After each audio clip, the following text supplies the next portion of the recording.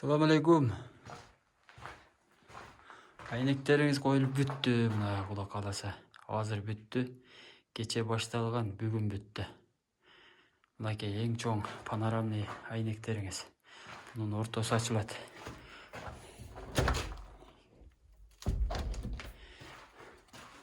Серый түстө, подоконниги да серый. Мына булар дагы. Булар откидной. Бул жака ачылат. И үстү дагы ачылат. Андан кийин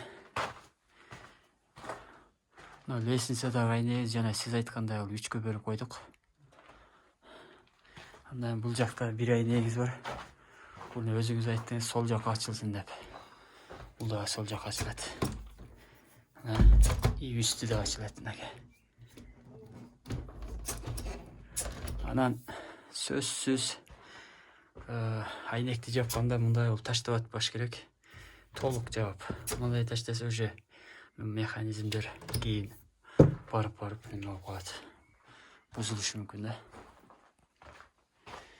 Бул жакта холлбу же залбы кандай? Бул жакта да мынакей панорамный айнегиңиз. Бунун айнектин эки жери ачылат. Бир жак тарапка эле, бири оңго, бири солго.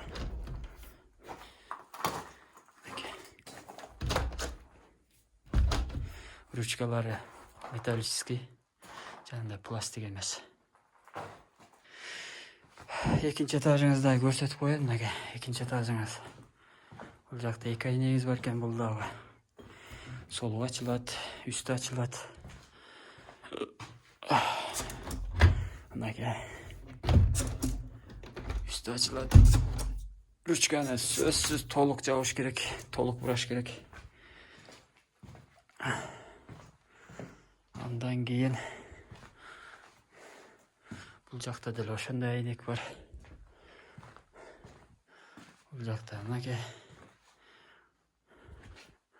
Мындан эшигиңиз анагы астына тай кичине көтөрүп койгула дедиңер эле. Көтөрүп койдук. Мынакей. Алюминиевый эшик. Андан мына. Bunun da оң жагы, сол жагы ачылат.